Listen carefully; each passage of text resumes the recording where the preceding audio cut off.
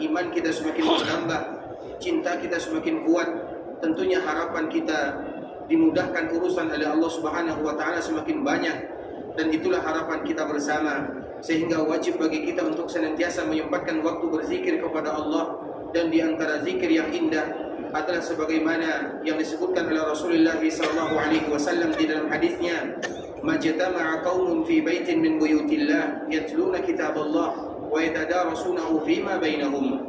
Tidak adalah sebuah kelompok atau sesuatu orang atau seseorang yang mereka datang ke rumah Allah Subhanahu wa taala, mereka datang ke masjid, kemudian dikala mereka datang ke rumah Allah Subhanahu wa taala, yang mereka lakukan adalah yatluna kitaballah, mereka membaca ayat-ayat Allah Subhanahu wa taala, wa yatadarasun, dan mereka saling mempelajari, mendalami, mengetahui.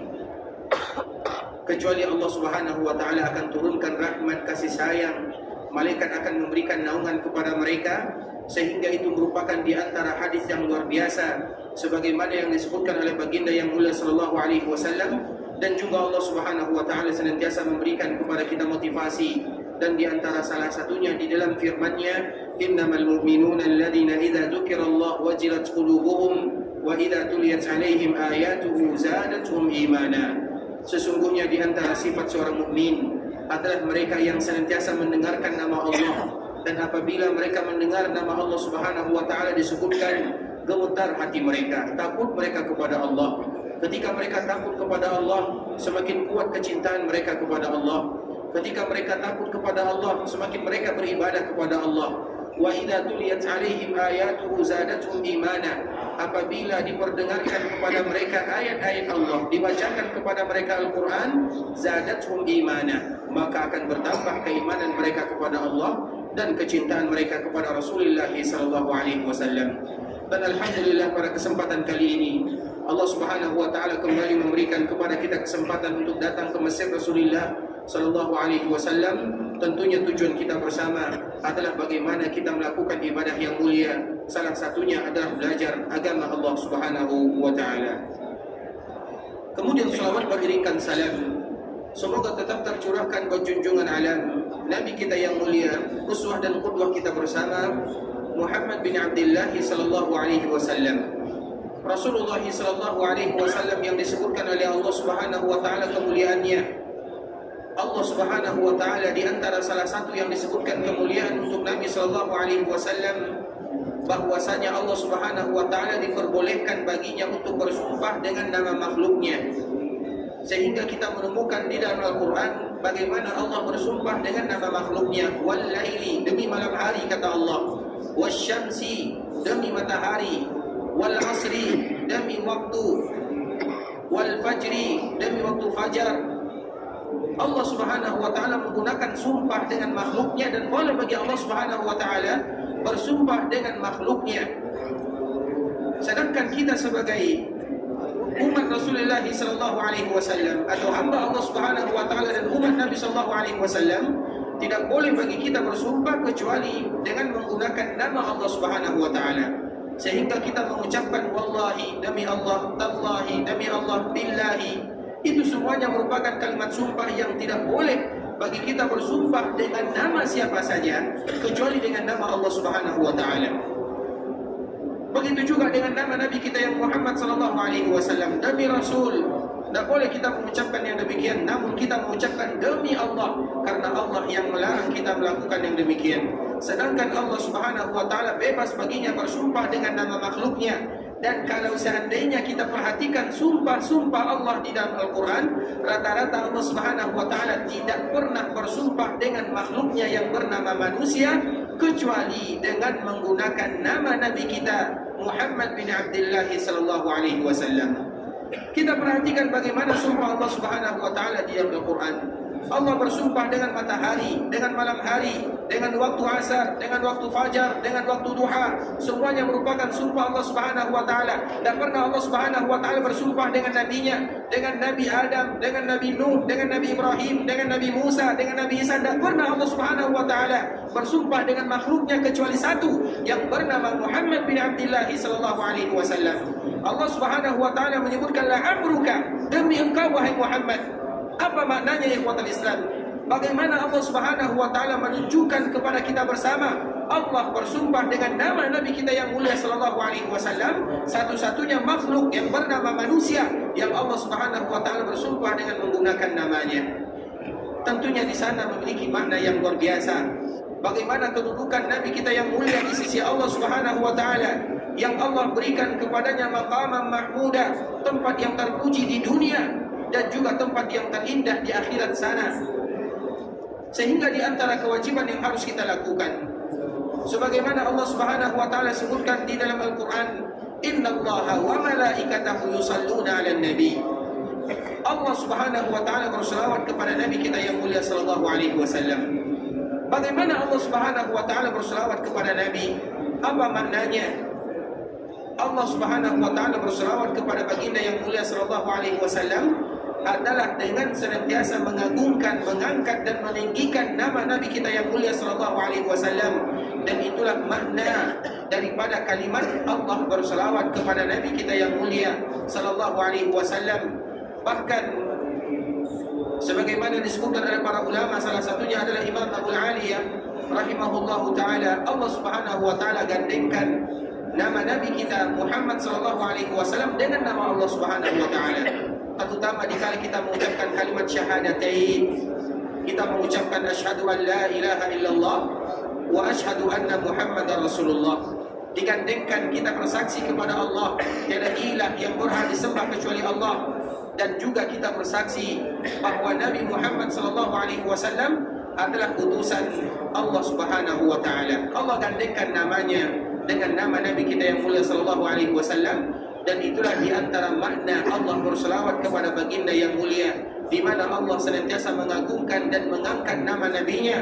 Dan itulah makna daripada firman Allah Subhanahu wa taala, wa rafa'na laka dzikrak, dan kami senantiasa mengangkat namamu wahai Muhammad. Salah satunya adalah dikala kita senantiasa mengucapkan kalimat syahadat. Di sana ada syahadat kepada Allah, di sana juga ada syahadat kepada Rasulullah sallallahu alaihi wasallam. Itulah makna Allah berselawat kepada Nabi. Begitu juga malaikat-malaikat Allah Subhanahu wa taala yang kita tidak tahu berapa jumlah mereka. Dan malaikat-malaikat Allah Subhanahu wa taala jumlahnya lebih banyak daripada manusia. Malaikat yang diciptakan oleh Allah Subhanahu wa taala dari cahaya, jumlah mereka sangat banyak sekali. Dan mereka pula lah yang senantiasa berselawat kepada baginda yang mulia. Innallaha wa malaikatahu, sesungguhnya Allah, malaikat berselawat, semuanya berselawat kepada Nabi sallallahu alaihi wasallam. Sehingga di antara kewajiban yang Allah perintahkan kepada kita bersama, ya ayyuhalladzina amanu sallu alaihi wa sallimu taslima. Wahai orang-orang yang beriman, Allah panggil dengan kalimat keimanan, karena memang mereka-mereka yang betul-betul beriman kepada Allah, kuat kecintaan mereka kepada Rasulullah, mereka yang senantiasa mengingat nabinya, mereka yang senantiasa mengucapkan salam kepada nabinya, dan mereka jugalah yang senantiasa berselawat kepada baginda yang mulia sallallahu alaihi wasallam. Terutama di hari Jumat dan di malam Jumat merupakan waktu yang indah, momen yang bagus di mana kita memperbanyak selawat kepada nabi kita yang mulia sallallahu alaihi wasallam. Allahumma salli ala Muhammad wa ala ali Muhammad kama sallaita ala Ibrahim wa ala ali Ibrahim innaka Hamidum Majid. Allahumma barik ala Muhammad wa ala ali Muhammad kama barakta ala Ibrahim wa ala ali Ibrahim innaka Hamidum Majid. Ikhwatal Islam, saudara kaum muslimin, para tamu Allah rahimani wa rahimakumullah. Alhamdulillah, pada kesempatan kali ini kita akan kembali membahas tentang sejarah perjuangan Nabi sallallahu alaihi wasallam, terutama beberapa pesan Rasulullah sallallahu alaihi wasallam kepada kita bersama sebelum Nabi sallallahu alaihi wasallam dipanggil oleh Allah Subhanahu wa taala. Sejarah yang kelam yang pernah dilalui oleh kaum muslimin, di mana kota Madinah yang begitu terang dan indah berubah menjadi kegelapan, sebagaimana yang disebutkan oleh sahabat Anas bin Malik radhiyallahu taala anhu dikala dipanggilnya Rasulullah sallallahu alaihi wasallam. Dikala Rasulullah sallallahu alaihi wasallam meninggal, maka Madinah yang tadinya begitu cerah dan indah berubah menjadi gelap. Bukan kotanya yang gelap, namun perasaan sahabat Nabi sallallahu alaihi wasallam dikala mereka ditinggalkan oleh baginda yang mulia sallallahu alaihi wasallam. Namun walaupun Rasulullah sallallahu alaihi wasallam meninggalkan kita bersama sebagai umatnya, Nabi sallallahu alaihi wasallam telah memberikan kepada kita pedoman yang luar biasa yang wajib kita memegang pedoman tersebut. Yang pertama adalah kitabullah, dan yang kedua adalah sunnah-sunnah Rasulullah sallallahu alaihi wasallam. Ikhwatal Islam, saudara kaum muslimin, para tamu Allah rahimani wa rahimakumullah. Kita akan menyebutkan sedikit di antara pesan Nabi sallallahu alaihi wasallam tentunya sebelum Rasulullah sallallahu alaihi wasallam dipanggil oleh Allah Subhanahu wa taala. Hadis yang berikutnya, karena hadis ini merupakan hadis yang sangat banyak diriwayatkan oleh sahabat Nabi, terutama keluarga Nabi sallallahu alaihi wasallam. Makanya hadis ini diriwayatkan oleh sahabat-sahabat Nabi sallallahu alaihi wasallam, Abdullah bin Abbas, begitu juga oleh istri Nabi sallallahu alaihi wasallam Aisyah radhiyallahu taala anha, Ummu Habibah, Ummu Salamah, terutama ikhwatal Islam, dikala Ummu Salamah dan Ummu Habibah, kita mengenal ada beberapa istri Nabi sallallahu alaihi wasallam. Dan Nabi sallallahu alaihi wasallam tentunya di antara kekhususan yang Allah khususkan untuk dirinya, Nabi sallallahu alaihi wasallam memiliki istri lebih daripada 4. Dan itu merupakan kekhususan Nabi sallallahu alaihi wasallam sebagaimana Nabi memiliki kekhususan yang lainnya. Kemarin telah kita jelaskan sedikit. Nabi sallallahu alaihi wasallam dikala meninggal wajib dikuburkan di mana dia meninggal, tidak boleh dipindahkan perkuburan Nabi. Nabi sallallahu alaihi wasallam dikala dimandikan wajib dimandikan dengan pakaiannya, tidak boleh dibuka baju Nabi sallallahu alaihi wasallam. Nabi sallallahu alaihi wasallam dikala disolatkan tidak sama dengan kita disolatkan. Tidak ada sahabat yang menjadi imam, semuanya solat sendiri-sendirian. Dan salah satu kekhususan Nabi sallallahu alaihi wasallam memiliki lebih daripada istri Nabi sallallahu alaihi wasallam, ada 9 dikala Nabi sallallahu alaihi wasallam berjumpa dengan Allah Subhanahu wa taala.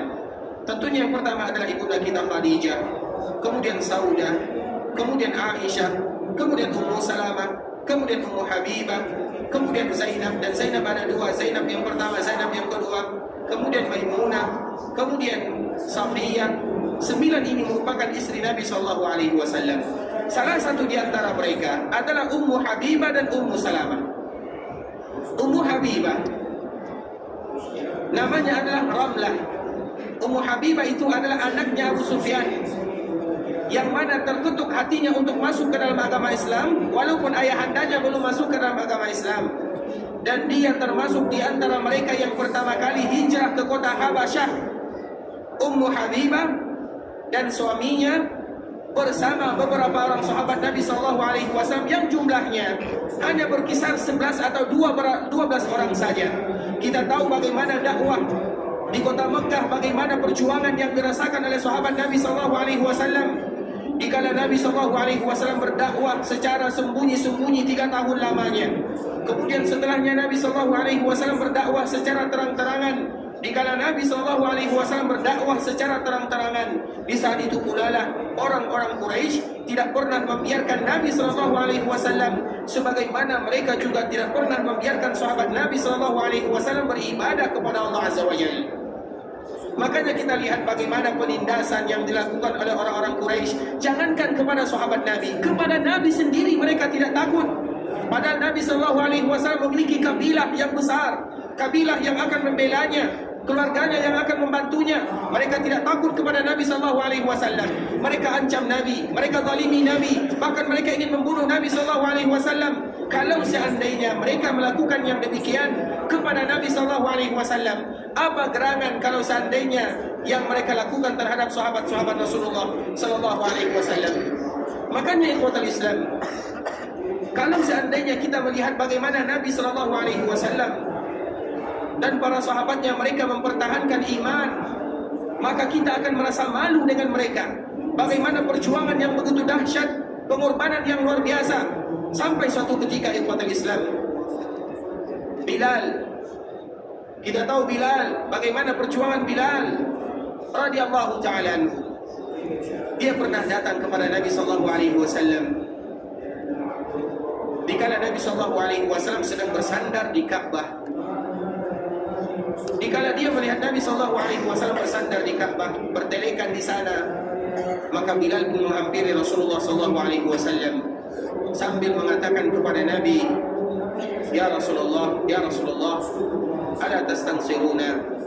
Tidakkah engkau memohon meminta kepada Allah agar Allah Subhanahu wa taala menurunkan pertolongan kepada kita bersama?" Kenapa Bilal radhiyallahu ta'ala anhu mengatakan yang demikian? Karena saking beratnya penyiksaan yang dia rasakan, dan itu merupakan suara hati dari Bilal yang mewakili sahabat-sahabat yang lainnya. bagaimana perjuangan, pengorbanan yang mereka rasakan, penindasan, penganiayaan, mereka disakiti, mereka dizalimi, harta mereka dirampas, ada di antara mereka yang dibunuh oleh orang-orang musyrikun. Sehingga Bilal datang kepada Nabi, "Ya Rasulullah, tidakkah engkau berdoa kepada Allah agar Allah berikan kepada kita pertolongan?" Saking pedihnya azab yang dirasakan oleh Bilal radhiyallahu taala anhu majma'in. Dikala Bilal datang mengatakan yang demikian, apa jawaban Nabi sallallahu alaihi wasallam? Nabi sallallahu alaihi wasallam tidak memberikan jawaban kepada Bilal, namun Nabi sallallahu alaihi wasallam memberikan nasihat. Pertolongan Allah Subhanahu wa taala pasti datang, namun harus ada perjuangan yang harus kita korbankan. Innakum qaumun tasta'jilun. Jangan kalian terlalu cepat meminta pertolongan dari Allah Subhanahu wa taala, kata Nabi sallallahu alaihi wasallam. Kemudian bagaimana yang dilakukan oleh Nabi untuk mengobati hati para sahabatnya? Maka Nabi sallallahu alaihi wasallam mulai bercerita. Apa kata Rasulullah sallallahu alaihi wasallam? Wahai kalian, wahai Bilal secara khusus, dan juga kepada kita bersama secara umum, ada orang-orang sebelum kalian yang mereka beriman kepada Allah Subhanahu wa taala dan mereka teguh di dalam keimanan tersebut. Rintangan, tantangan mereka akan hadapi semuanya. Mereka tidak takut kecuali kepada Allah Subhanahu wa taala. Sehingga Nabi menyebutkan ada sebelum kalian yang dikala dikatakan kepadanya, tinggalkan agamamu, kembali kepada agama lamamu, maka dia pun mengatakan, kami tidak akan kembali setelah iman masuk ke dalam hati, dan kami tidak akan pernah meninggalkan iman tersebut untuk selama-lamanya. Dikala mereka tidak mau meninggalkan agama yang mereka ketahui kebenarannya dan mereka tidak mau kembali kepada agama lamanya, apa yang terjadi? Kata Nabi SAW, ada di antara mereka ikhwatul Islam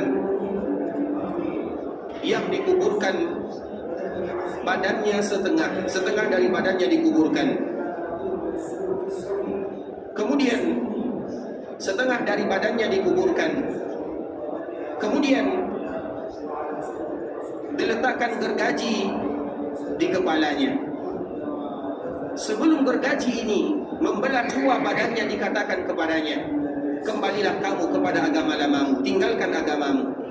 Namun dia tidak mau meninggalkan kecuali mentauhidkan Allah Subhanahu wa taala. Dikala dia tetap bertahan di atas agamanya, beriman kepada Allah Subhanahu wa taala dengan iman yang kuat, maka akhirnya dia pun digergaji, terbelah dua badannya dalam keadaan mentauhidkan Allah Subhanahu wa taala.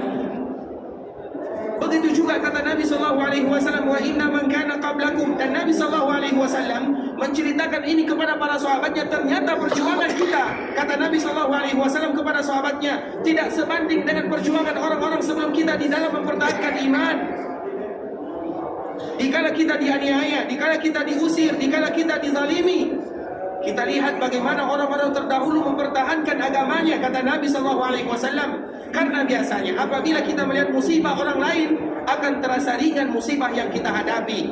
Para sahabat sekarang mereka menghadapi musibah yang luar biasa. Mereka tidak diizinkan bebas beribadah kepada Allah. Mereka senantiasa dicari, mereka senantiasa ditalimi dan disakiti. Maka apa kata Nabi? Nabi ceritakan orang-orang terdahulu bagaimana mereka bertahan di dalam iman. Kemudian apa kata Nabi? Ada lagi di antara mereka yang dikala mereka beriman kepada Allah, mereka ditangkap, kemudian dibawakan kepadanya sisir yang terbuat dari besi yang sudah dipanaskan. Dikatakan kepadanya, tinggalkan agamamu, kembali kepada agama lamamu. Dia tidak mau kecuali beriman kepada Allah, tidak mau kecuali beribadah kepada Allah. Maka akhirnya dia pun disisir dengan sisir besi yang dipanaskan, terpisah kulit dengan terpisah dagingnya dengan tulang belulangnya, sampai dia berjumpa dengan Allah Subhanahu wa taala. Namun yang demikian tidak membuat mereka goyah di dalam beriman kepada Allah Subhanahu wa taala dan mempertahankan keimanan tersebut. Itulah yang disebutkan oleh Nabi sallallahu alaihi wasallam kepada sahabatnya. Padahal kita tahu, kita mengetahui bagaimana perjuangan yang dirasakan oleh sahabat Bilal, apa yang dia rasakan. Kita tahu semua, hampir saja dia mati di terik matahari. Begitu juga dengan Abdullah. Begitu juga dengan sahabat yang lainnya. Ada di antara mereka yang meninggal, Sumayyah dan suaminya Yasir, dua orang syahid pertama yang ada di dalam Islam. Namun mereka tidak pernah meninggalkan agama Nabi sallallahu alaihi wasallam. Begitu juga dengan sahabat yang lainnya. Ada di antara mereka yang dibakar kepalanya dengan besi panas, namun mereka tidak pernah meninggalkan agamanya. Itu semua adalah karena keimanan mereka yang betul-betul kuat kepada Allah dan kecintaan mereka kepada Rasulullah SAW. Sehingga ikhwatul Islam, dikala Bilal ini bertanya, meminta nasihat kepada Nabi agar Allah Subhanahu wa taala menurunkan pertolongan kepada mereka, apa kata Nabi? Ingat bagaimana orang-orang terdahulu di dalam mempertahankan iman dan akidah mereka kepada Allah Subhanahu wa taala.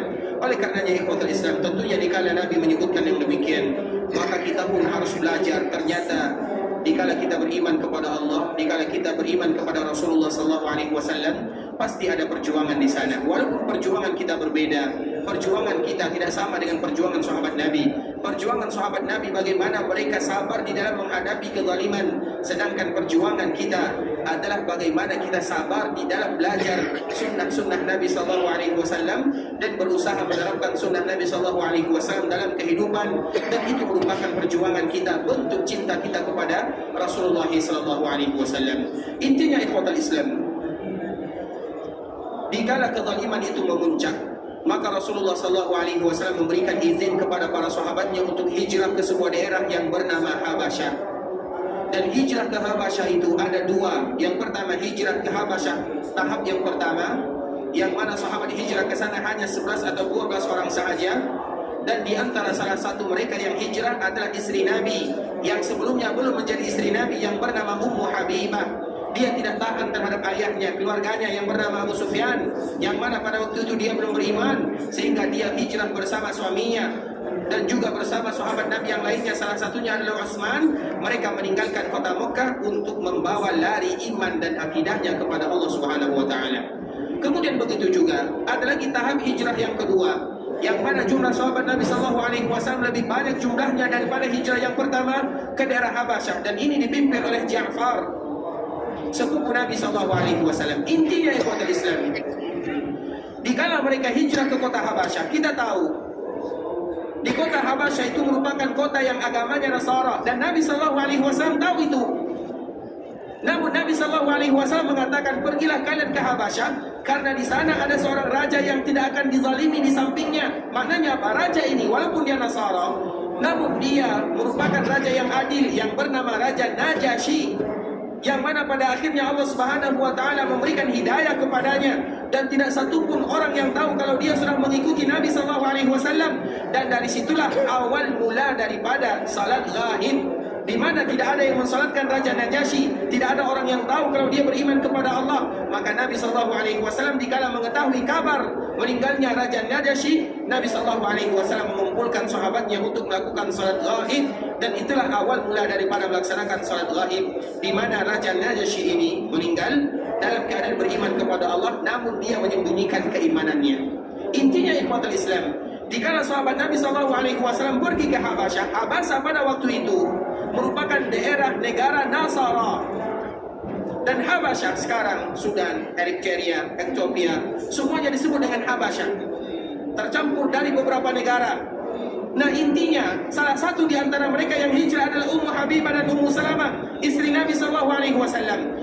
Dikala Nabi SAW sakit, di akhir-akhir kehidupan Nabi SAW, mereka berkumpul di samping dan di sisi Nabi SAW. Kemudian mereka menceritakan kepada Nabi apa yang pernah mereka lihat di Habasyah. Kita tahu, dikala mereka berada di Habasyah, Habasyah itu adalah negara yang dulunya adalah negara Nasara. Tentunya banyak gereja di sana, banyak kanisa. Maka Ummu Habibah, Ummu Salamah, yang mana mereka berdua pernah hijrah ke sana, menceritakan kepada Nabi, ya Rasulullah, kami dulu dikala kami hijrah ke daerah Habasyah, kami banyak menjumpai ada patung, ada gambar-gambar yang ada di dalam gerejanya. Itulah yang disebutkan oleh Ummu Salamah dan Ummu Habibah kepada Nabi SAW. Mereka menceritakan apa yang mereka lihat kepada Nabi SAW. Dan ini beberapa hari sebelum Nabi SAW dipanggil oleh Allah Subhanahu wa taala. Kemudian apa yang terjadi ikhwatul Islam? Sebagaimana hadis yang diriwayatkan oleh Imam Abdullah bin Abbas, sahabat Abdullah bin Abbas, Aisyah, Ummu Habibah, Ummu Salamah, Abdullah bin Bajali, dan sahabat-sahabat yang lainnya.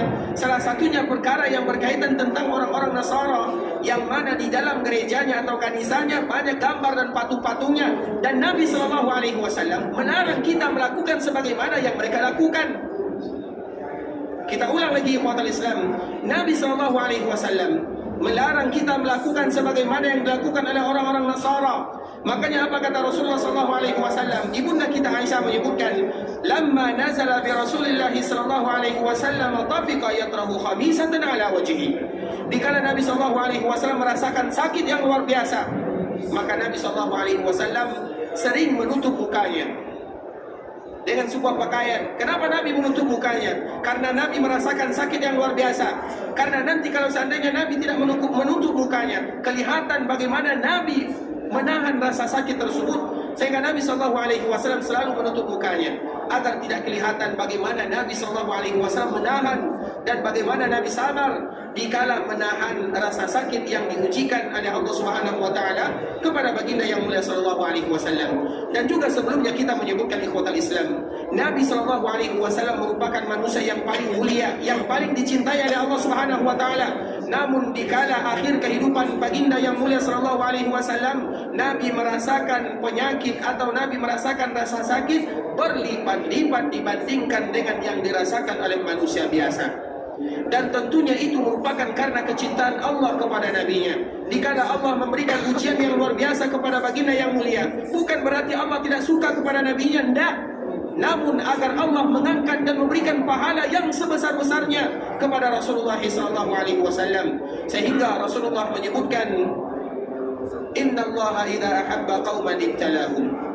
Sesungguhnya Allah apabila mencintai suatu kaum, Allah berikan kepada mereka ujian. Dan ujian yang paling berat adalah ujian yang dirasakan oleh Nabi SAW. Salah satunya adalah sakit yang Nabi rasakan di akhir kehidupan Nabi, terutama di akhir-akhir bulan Rabiul Awal, sebagaimana kita sekarang berada di bulan Rabiul Awal. Karena Nabi SAW meninggal pada tanggal 12 Rabiul Awal di hari Senin, hari wafatnya Nabi SAW, yang Nabi betul-betul merasakan sakit yang luar biasa, sehingga Nabi selalu menutup mukanya. Makanya disebutkan di dalam hadis Abdullah bin Abbas dan Aisyah, kemudian hadis-hadis yang lainnya, fa idza tamma kashafaha an wajhihi. Apabila Nabi merasa sedikit ringan, maka Nabi kembali membuka pakaian yang menutup mulutnya atau yang menutup wajahnya, karena rasa sakit yang begitu berat yang dirasakan oleh Nabi SAW. Kemudian apa yang terjadi? Apa kata Rasulullah SAW dalam keadaan menahan rasa sakit ini? Faqala wa huwa kadzalik. Dan Nabi SAW mengatakan, bersabda dalam keadaan yang dia menutup mukanya, membuka mukanya, menutup kembali membuka karena rasa sakit yang Nabi rasakan. Apa kata Nabi SAW? Dikala Nabi membuka wajahnya, la'natullahi 'alal yahudi wan nasara ittakhadhu qubur anbiya'ihim masajida yuhadziru ma sana'u. Rasulullah SAW menyebutkan Allah akan memberikan laknat kepada orang Yahudi dan orang Nasara. Mengapa pula Allah Subhanahu wa taala melaknat orang Yahudi dan orang Nasara? Apa sebabnya? Salah satu di antara yang mereka lakukan, ittakhadhu qubur anbiya'ihim masajida. Yang mana orang Yahudi dan orang Nasara, mereka menjadikan perkuburan nabinya sebagai masjid. Itulah yang dilakukan oleh orang-orang Yahudi dan orang Nasara. Nabi tahu itu semua, sehingga Nabi tidak mau perkuburannya, dan Nabi tahu dia akan meninggal. Nabi SAW tahu dia akan berjumpa dengan Allah Azza wa Jalla, sehingga Nabi memberikan wasiat yang terindah kepada kita sebagai umatnya. Salah satunya adalah jangan kita lakukan sebagaimana yang dilakukan oleh orang Yahudi dan orang Nasara. Mereka jadikan perkuburan para nabinya sebagai masjid. Mereka beribadah di perkuburan nabinya, mereka meminta kepada nabinya, mereka memohon kepada nabinya. Sedangkan kita, Nabi SAW sendiri yang menyebutkan yuhadziru ma sana'u. Nabi melarang kita melakukan sebagaimana yang mereka lakukan. Sehingga salah satu di antara doa Nabi sebelum Nabi SAW dipanggil oleh Allah Subhanahu wa taala, Allahumma la taj'al qabri wasana yu'bad. Apa doa Nabi SAW kepada Allah? Dan dengan inilah Allah Subhanahu wa taala mengabulkan doa terakhir Nabi SAW, yaitu bagaimana Nabi bermohon kepada Allah, ya Allah jaga perkuburanku, jangan dijadikan perkuburanku sebagai wasan. Wasan itu artinya adalah sesuatu yang diibadati selain Allah Subhanahu wa taala. Makanya doa Nabi, Allahumma la taj'al qabri wasanan yu'bad. Ya Allah, jangan jadikan perkuburanku sebagai wasan yang akan diibadati oleh umatku. Maknanya jaga perkuburanku, jangan sampai perkuburanku sama dengan perkuburan nabi-nabi sebelumnya. Sehingga ikhwatul Islam, di antara kemuliaan untuk kita sebagai umat Nabi SAW, semua kaum muslimin mereka tahu Semua kaum muslimin tanpa terkecuali mereka tahu di mana Nabi-Nya sallallahu alaihi wasallam dikebumikan, di mana Nabi dikuburkan. Kita semua tahu. Nabi sallallahu alaihi wasallam meninggal di kota Madinah dan Nabi sallallahu alaihi wasallam dikuburkan di kota Madinah. Sedangkan Nabi selain Nabi sallallahu alaihi wasallam, semua para nabi dan para rasul kecuali Nabi sallallahu alaihi wasallam dan beberapa orang nabi saja, mereka tidak ada yang diketahui perkuburannya. Kenapa demikian? Itu adalah bukti Allah Subhanahu wa taala menjaga perkuburan mereka. Karena kalau seandainya ada di antara perkuburan nabi yang diketahui, maka perkuburan tersebut akan dijadikan tempat keramat kalau bahasa kitanya. Dan itulah yang Nabi SAW larang kita melakukannya. Karena kita dianjurkan berziarah ke kubur, bukan kita dianjurkan untuk meminta kepada orang yang ada di perkuburan tersebut. Salah satunya adalah baginda yang mulia SAW. Karena Nabi sendiri yang memerintahkan kepada kita di dalam hadis Abdullah bin Abbas. Nabi SAW sudah betul-betul memberikan yang terbaik kepada kita semua. Apa kata Nabi? Sebelum Nabi SAW meninggal, dikala Nabi berada di kota Madinah, mengatakan kepada Abdullah bin Abbas, "Ya ulam, wahai ulam itu artinya seorang remaja." Karena memang Abdullah bin Abbas remaja pada saat Nabi menyatakan yang demikian. Salah satu yang disebutkan tadi, "Idza sa'alta fas'alillah wa idza sta'anta fasta'in billah." Apabila kalian ingin meminta, memohon, meminta apa saja, meminta dikabulkan doa, meminta dikabulkan hajat, meminta dimudahkan urusan, itu hanya minta kepada Allah Subhanahu wa taala. Jangan minta kepada yang lainnya, termasuk kepada Nabi kita yang mulia sallallahu alaihi wasallam. Makanya selalu kita menyebutkan ikhwatal Islam, alhamdulillah. Dan ini merupakan berkat dari doa Nabi sallallahu alaihi wasallam sebelum Nabi meninggal. Nabi sallallahu alaihi wasallam menyebutkan, "Allahumma la taj'al qabri wathanan yu'bad." Ya Allah, jaga perkuburanku, sehingga Allah betul-betul menjaga perkuburan Nabi sallallahu alaihi wasallam, yang mana sampai sekarang kita tahu di mana Nabi dikuburkan, dan mudah bagi kita untuk berziarah ke perkuburan Nabi sallallahu alaihi wasallam. Itu bentuk Allah mengabulkan doa Nabi sallallahu alaihi wasallam sebelum Nabi sallallahu alaihi wasallam meninggal. Nabi menyebutkan, "Allahumma la taj'al qabri wathanan yu'bad." Makanya selalu kita menyebutkan ikhwatul Islam, dikala kita datang ke perkuburan Nabi sallallahu alaihi wasallam, tentunya dengan adab dan akhlak, dengan etika yang bagus.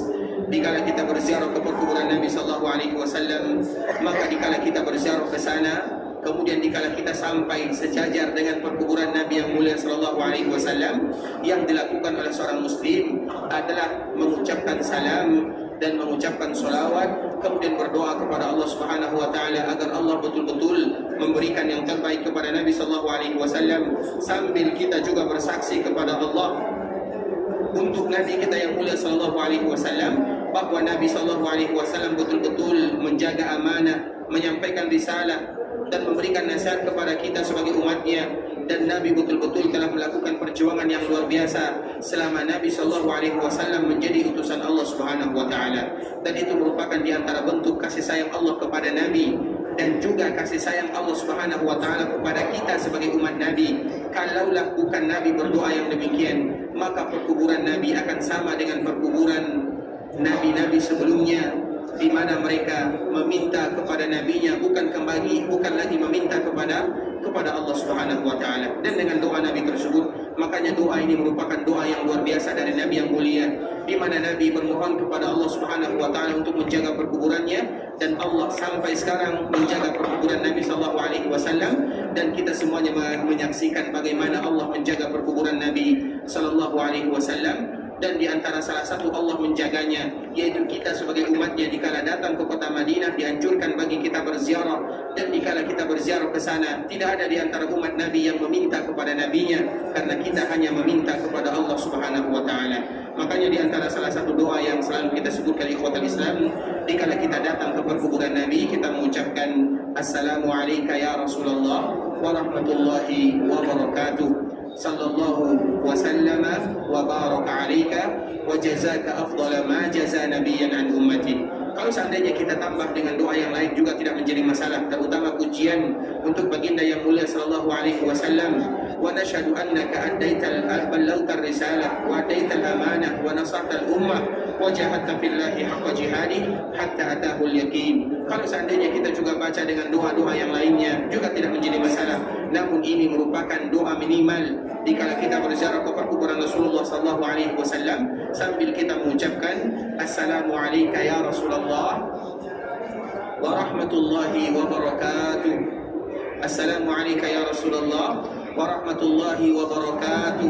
Salam untuk Nabi sallallahu alaihi wasallam. Karena memang kita dianjurkan mengucapkan salam untuk saudara kita kaum muslimin, baik mereka yang masih hidup ataupun mereka yang sudah meninggal. Kalau seandainya salam tersebut dianjurkan bagi kita mengucapkannya kepada saudara-saudara kita kaum muslimin. Bahkan Nabi SAW menyebutkan salim ala man arafta wa man lam ta'rif. Ucapkan salam kepada orang yang kamu kenal dan yang tidak kamu kenal. Maknanya ucapkan salam kepada saudara kita kaum muslimin. Dan semua kaum muslimin dikala mereka muslim, kewajiban kita adalah mengucapkan salam, karena dengan yang demikian akan tumbuh keimanan dan kecintaan kepada mereka yang hidup dan kepada mereka yang meninggal. Kalau seandainya kepada saudara kita mengucapkan salam, tentunya lebih pantas lagi kita mengucapkan salam kepada baginda yang mulia sallallahu alaihi wasallam dengan kita mengucapkan assalamu alayka ya Rasulullah wa rahmatullahi wa barakatuh. Kemudian setelahnya kita mengucapkan sallallahu wasallama wa baraka alaika. Sallallahu wasallama wa baraka alaika. Sallallahu wasallama wa baraka alaika. Kemudian wa jazaka afdala ma jaza nabiyan an ummati. Wa jazaka afdala ma jaza nabiyan an ummati. Assalamu alayka ya Rasulullah wa rahmatullahi wa barakatuh. Sallallahu wa sallama wa baraka alayka wa jazaka afdala ma jaza nabiyan an ummati. Itulah yang harus dilakukan oleh umat Nabi sallallahu alaihi wasallam jika mereka datang berziarah ke perkuburan Nabi yang mulia, uswah dan qudwah kita bersama Muhammad bin Abdullah, manusia yang paling dicintai oleh Allah Subhanahu wa taala dan juga manusia yang paling wajib kita untuk mencintainya, Nabi kita yang mulia sallallahu alaihi wasallam. Salah satu bentuk kecintaan kita tersebut adalah dengan mengucapkan doa yang tadi telah kita sebutkan. Baik, siapa yang sudah hafal doanya? Dan ini sudah berulang kali kita ulang ya. Siapa yang sudah hafal doa berziarah ke perkuburan Nabi sallallahu alaihi wasallam? Silakan. Karena masih muda terpaksa suaranya diangkat ya. Masyaallah, barakallahu fiik. Agar yang lain mendapatkan manfaat. Barakallahu fiik. Silakan. Baik. Ahsanta. Wa jazaka.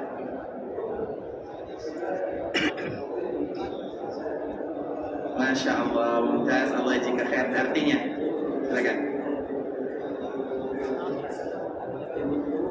Salam untukmu ya Rasulullah. Warahmatullah ya wa barakatuh. Sallallahu wa sallama wa baraka wa jazaka afdala ma jaza nabiyan. Insyaallah, silakan. Allah jika khair, barakallahu fiik. Baik, ada lagi yang ingin mencoba? Silakan. Ya, silakan. Ini kayaknya mudah-mudah semua ya, insyaallah. Baik, silakan. Baik, silakan. Suaranya kayak kamu marah.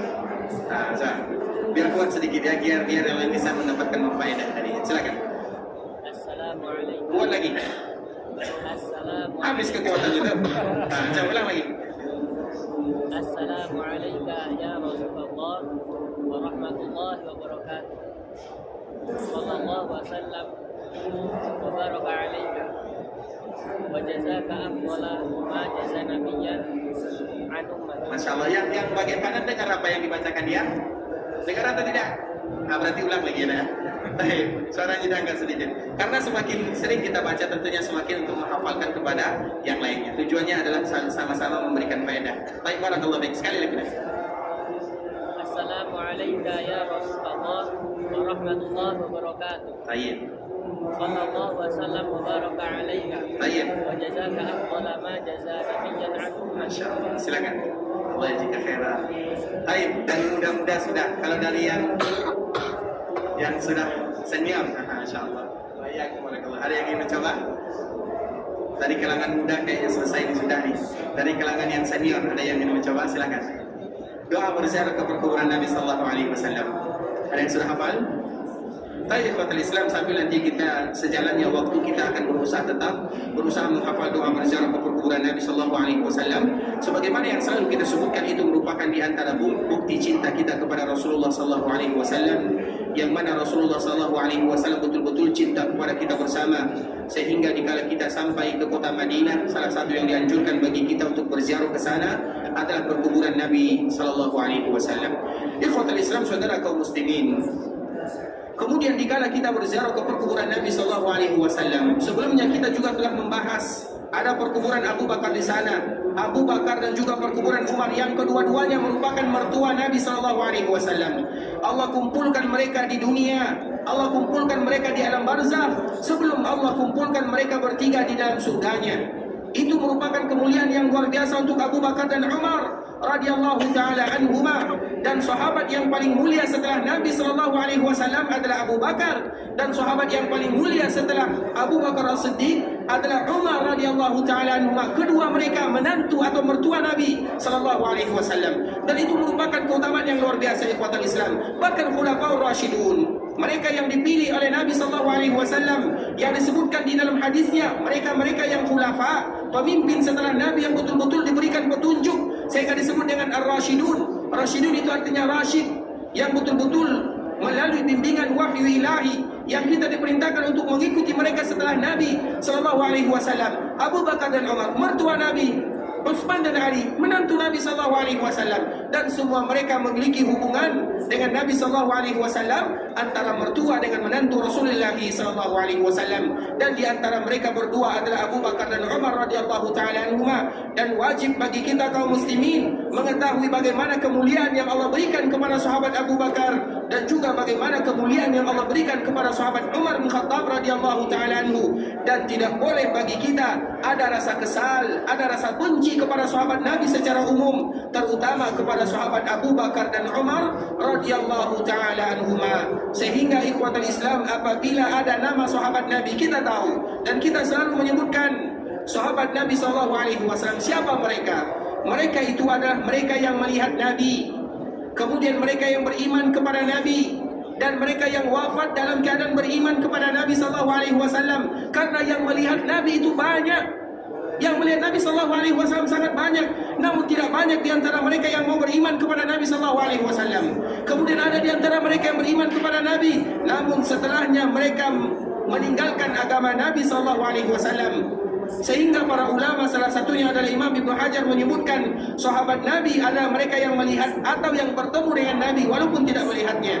Karena ada sahabat yang buta, kemudian mereka beriman kepada Nabi, kemudian mereka wafat dalam keadaan beriman. Jumlah mereka berkisar antara 120.000 orang sahabat Nabi sallallahu alaihi wasallam, dan mereka yang ada di Madinah dan dikuburkan di Madinah di perkuburan Baqi' itu tidak lebih daripada 10.000 orang sahaja. Itulah jumlah sahabat Nabi sallallahu alaihi wasallam. Apabila disebutkan nama mereka siapapun tanpa terkecuali, maka wajib bagi kita mengucapkan radhiyallahu taala anhum, tanpa ada rasa kesal, tanpa ada rasa sesuatu yang ada di dalam jiwa dan raga kita ini kepada mereka, karena mereka dipilih oleh Allah Subhanahu wa taala. Mata mereka itu mendapatkan kemuliaan dikala mereka bisa melihat dan berjumpa dengan Nabi sallallahu alaihi wasallam. Sehingga walaupun mereka hanya melihat Nabi satu kali saja, maka mereka terhitung sebagai sahabat Nabi sallallahu alaihi wasallam, yang semua mereka radhiyallahu taala anhum. Allah ridho kepada mereka. Jika Allah ridho kepada mereka, maka kita lebih pantas untuk ridho kepada orang-orang yang diridhai oleh Allah Subhanahu wa taala. Dan di antara salah satunya adalah Abu Bakar dan Umar radhiyallahu taala anhuma. Tidak ada di antara mereka yang mencela mereka berdua, kecuali mereka sudah keluar dari manhaj nubuwah. Karena mereka itu mertua Nabi. Dikala menghina mencela sahabat Nabi, dikala menghina mencela Abu Bakar dan Umar, sama saja mencela Nabi sallallahu alaihi wasallam. Sehingga apa kata Imam Abu Zur'ah? Abu Zur'ah menyebutkan orang-orang yang mencela sahabat Nabi sallallahu alaihi wasallam secara tidak langsung mereka mencela agama. Karena agama ini siapa yang menyampaikan kepada kita? Melalui siapa? Melalui sahabat. Maka tadi kita jelaskan, sahabat Nabi, dikala Nabi meninggal, yang ada di kota Madinah dikuburkan di sana hanya 10.000 orang orang saja. Sisanya 110.000 kemana? Mereka keluar dari kota Madinah. Apakah mereka keluar dari kota Madinah karena tidak mau tinggal di kota Madinah? Tidak, demi Allah. Mereka keluar dari kota Madinah memiliki satu visi dan misi, yaitu bagaimana menyambung dakwah Nabi SAW. Kalaulah bukan para sahabat Nabi, sama siapa kita akan tahu tentang agama Islam? Nabi SAW mempersiapkan sahabat-sahabat yang betul-betul akan menyampaikan dakwah dan risalah Nabi SAW, sehingga mereka setelah Nabi meninggal, mereka keluar dari kota Madinah. Mereka kalau seandainya tinggal di Madinah yang memiliki keutamaan yang luar biasa, mudah bagi mereka.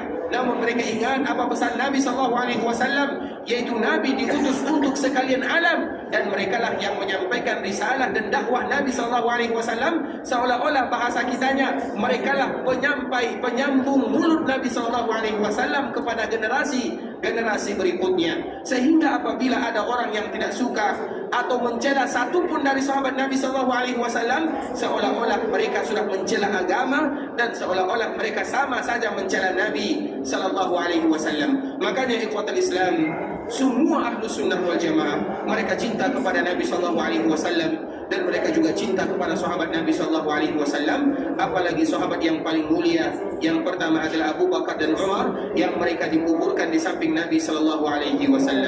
Kemudian ikhwatul Islam, kita tahu Abu Bakar As-Siddiq, dikala Nabi SAW meninggal, maka dia menjadi pemimpin kaum muslimin. Namun kepemimpinan Abu Bakar As-Siddiq hanya berkisar 2 tahun 3 bulan saja. Karena singkatnya kepemimpinan Abu Bakar As-Siddiq, sehingga Abu Bakar dia lebih mengurus masalah-masalah eksternal daripada masalah-masalah internal. Karena memang kita lihat dikala Nabi meninggal, itu merupakan hantaman yang keras bagi kaum muslimin. Tidak mudah ikhwatul Islam perjuangan Abu Bakar, dan Allah betul-betul menjadikan Abu Bakar yang membela agama. Dikala Nabi meninggal, Umar saja, kemarin kita sebutkan apa yang disebutkan oleh Umar bin Khattab, wallahi ma mata Rasulullah SAW. Demi Allah, Nabi itu tidak meninggal. Seolah-olah dia belum percaya kalau Nabi SAW betul-betul dipanggil oleh Allah Subhanahu Wa Taala. Sehingga dikala Nabi SAW dipanggil oleh Allah Azza wa Jalla, ibarat hantaman yang keras bagi orang-orang yang ada di Madinah, dan juga orang-orang yang baru saja masuk ke dalam agama Islam. Sehingga terkenal dikala Nabi meninggal, apa yang terjadi? Ada orang yang mereka masuk Islam karena takut kepada Nabi saja. Dikala Nabi meninggal, mereka memanfaatkan kesempatan untuk keluar dari Islam itu sendiri. Ada lagi di antara mereka yang tidak mau membayar zakat, sehingga Abu Bakar As-Siddiq sibuk untuk mengurus perkara-perkara seperti ini. Makanya Abu Bakar tidak terlalu bisa mengurus Masjid Nabawi. Maknanya apa? Di zaman Abu Bakar tidak ada perluasan Masjid Nabawi. Begitu juga kita lihat di zaman Abu Bakar As-Siddiq tidak ada salat tarawih. Kenapa demikian? Saking sibuknya Abu Bakar As-Siddiq radhiyallahu taala anhu mengurus masalah-masalah orang luar. Coba bayangkan orang-orang yang ada di sekitar Madinah, mereka semuanya murtad, dan itulah yang ingin dikembalikan oleh Abu Bakar. Ada lagi di antara mereka yang tidak bayar zakat. Makanya ikhwatul Islam, sebuah kisah yang sangat indah. Bagaimana komitmen terhadap sunnah Nabi atau terhadap ucapan Nabi SAW. Kisah yang luar biasa, terutama dari sahabat Abu Bakar As-Siddiq radhiyallahu ta'ala anhu, dan semoga kita mendapatkan pelajaran darinya. Nabi ikhwatul Islam, sebelumnya kita menyebutkan Nabi dikala pulang dari melaksanakan haji wada, dan Nabi melaksanakan ibadah haji. Tahun berapa Nabi haji? Tahun berapa Nabi haji? Tahun 10 Hijriah, sehingga disebut dengan haji wada, haji terakhir, haji pertama dan haji terakhir Nabi. Karena Nabi haji 1 kali, umrah hanya 4 kali. Itu haji dan umrah Nabi SAW. Kemudian dikala Nabi pulang dari melaksanakan ibadah haji pada bulan Dzulhijjah, di akhir bulan atau di akhir tahun ke-10 Hijriah Nabi pulang. Dan sebelum Nabi meninggal, karena Nabi berada di kota Madinah di bulan Muharram, bulan Safar, di awal bulan Rabiul Awal Nabi sudah mulai sakit-sakitan. Di antara salah satu yang dilakukan oleh Nabi SAW adalah mengutus beberapa pasukan, yang mana pada saat itu pasukan itu dipimpin oleh salah seorang yang bernama Usamah bin Zaid. Usamah bin Zaid ini merupakan anaknya Zaid bin Harithah. Zaid itu siapa? Zaid itu adalah anak angkat Nabi SAW yang dulunya bernama Zaid bin Muhammad. Kemudian tidak boleh lagi menisbatkan seseorang kecuali kepada ayahnya. Apabila ada di antara kita yang menjadikan orang lain sebagai anak angkat, maka tidak boleh dinisbatkan kepada kita. Muhammad misalnya, namanya Muhammad, nama kita Abdullah, Muhammad bin Abdullah, tidak boleh kita mengucapkan yang demikian. Namun wajib kita sandarkan mereka kepada orang tua aslinya atau ayah aslinya. Nah, begitu juga dengan Zaid ini, namanya adalah Zaid bin Muhammad. Nabi tidak pernah memiliki anak yang namanya Zaid. Namun Zaid itu adalah anak angkat Nabi SAW, sehingga disebut dengan Zaid bin Muhammad. Kemudian Allah turunkan ayat yang ada dalam surah Al-Ahzab, tidak boleh menisbatkan seseorang kecuali kepada ayah kandungnya. Maka setelah itu dikembalikan kepada nama aslinya, Zaid bin Harithah. Zaid ini merupakan orang yang terdekat Nabi SAW. Dia dulu menjadi budaknya Khadijah radhiyallahu taala anha. Kemudian Khadijah memberikan kepada Nabi SAW dan dimerdekakan oleh Rasulullah SAW. Zaid ini ikhwatul Islam, dikala dia bersua berjumpa bersama Nabi, maka dia tidak mau lagi berpisah dengan Nabi SAW. Sampai-sampai ayahnya datang mencarinya, dan akhirnya ayahnya menemukan dirinya bersama Muhammad bin Abdullah di kota Mekah Al-Mukarramah. Kemudian Zaid ini tidak mau pulang kepada ayahnya. Dia lebih memilih Nabi kita yang mulia SAW karena akhlak mulia Rasulullah SAW. Kemudian Zaid ini akhirnya dia menikah, lahirlah anaknya bernama Usamah bin Zaid. Usamah inilah orang yang paling dicintai oleh Rasulullah SAW. Usamah ini warna kulitnya sangat hitam, padahal ayahnya putih, namun kulitnya hitam. Namun dia merupakan orang yang paling dicintai oleh Nabi SAW. Di akhir kehidupan Nabi, maka Nabi mengutus Usamah untuk melakukan perlawanan terhadap orang-orang Romawi. Dan Usamah pada saat itu umurnya baru 20 tahun. Umurnya baru 20 tahun dan dia sudah berhasil menjadi pemimpin yang ditunjuk oleh Nabi SAW. Siapa yang dipimpin oleh Usamah? Sahabat-sahabat besar. Di sana ada Utsman, di sana ada Ali, di sana ada Abu Bakar, di sana ada Umar. Yang menjadi pemimpinnya adalah Usamah. Yang menjadi pemimpinnya adalah Usamah yang umurnya baru 20 tahun saja. Dan tidaklah Nabi memilihnya kecuali dia memiliki kelebihan yang luar biasa. Intinya ikhwatul Islam, akhirnya Usamah ini berangkat meninggalkan kota Madinah menuju tempat yang disebutkan oleh Nabi SAW. Dia panglimanya. Kemudian akhirnya baru beberapa jaraknya dari kota Madinah terdengar kabar Rasulullah SAW meninggal. Usamah ini dia tidak melakukan perjalanan. Dia tidak melanjutkan tugasnya, visi dan misinya. Menunggu kabar berikutnya, apakah mereka tetap melanjutkan atau tidak. Menunjuk keputusan atau menunggu keputusan setelahnya. Siapa yang memimpin setelah Nabi, maka merekalah yang akan memberikan keputusan. Nah, setelah Nabi SAW meninggal dan Abu Bakar yang memimpin kaum muslimin, maka di antara salah satu yang disebutkan oleh Umar, dan ini adalah pendapat Umar, wahai Abu Bakar, Usamah dan pasukannya harus kita tarik lagi ke kota Madinah, karena kita sekarang berada dalam keadaan genting. Orang banyak meninggalkan Islam, orang tidak lagi membayar zakat. Kalau seandainya pasukan tersebut tetap kita kirim, maka akan hancur kita di kota Madinah. Coba bayangkan orang-orang yang ada di sekeliling Madinah, mereka tidak lagi mau beriman kepada Nabi setelah Nabi SAW meninggal. Mereka murtad, mereka keluar. Begitu juga ada sebagian kabilah yang mereka tidak mau bayar zakat, mereka hanya takut kepada Nabi SAW. Itulah tugas Abu Bakar As-Siddiq. Sehingga Umar memberikan usulan kepada Abu Bakar, wahai Abu Bakar, bagaimana kiranya kita kembalikan pasukan yang dipimpin oleh Usamah, karena sekarang kita betul-betul pasukan butuh kepada pasukan, agar nanti untuk bisa menjaga kota Madinah, agar nanti bisa mengembalikan mereka-mereka yang keluar dari Islam, agar mereka kembali kepada Islam, agar ada orang yang tidak bayar zakat, mereka kembali membayar zakat. Dikala Umar mengatakan yang demikian, coba yang ikhwatul Islam, apa kata Abu Bakar As-Siddiq? Dikala Umar mengatakan yang demikian, maka dia menoleh kepada Umar dalam keadaan marah. Kemudian dia mengatakan, wahai Umar, ketahuilah, kalau seandainya kita sudah menjadi bangkai di dalam kota Madinah dan tubuh kita, lau anna at-tayra takhtafuna, kalau seandainya burung-burung sudah memakan jasad kita, maknanya kalau seandainya kita semuanya sudah mati di dalam kota Madinah, dan singa-singa serta anjing-anjing sudah berkeliaran di kota Madinah, sudah mati kita semuanya, aku tidak akan pernah menarik pasukan yang tadi telah dikeluarkan oleh Nabi SAW. Jangan kamu bilang kepada diriku untuk kita menarik pasukan Usamah, karena Nabi yang memerintahkan mereka untuk melawan orang-orang Romawi. Walaupun kita mati di sini, maka pasukan tersebut tetap berangkat dan melaksanakan visi dan misi dari Nabi SAW. Sehingga Abu Bakar marah kepada Umar. Walaupun kita di sini mati untuk mempertahankan Islam, mempertahankan agama, mempertahankan kota Madinah, maka kita tidak akan pernah menarik pasukan yang diutus oleh Nabi SAW. Padahal usulan Umar itu adalah untuk mempertahankan kota Madinah, karena orang-orang mereka sudah meninggalkan Islam. Dikala mereka mengetahui Nabi SAW meninggal, sehingga perjuangan Abu Bakar bukan perjuangan yang mudah, ikhwatul Islam, perjuangan yang berat.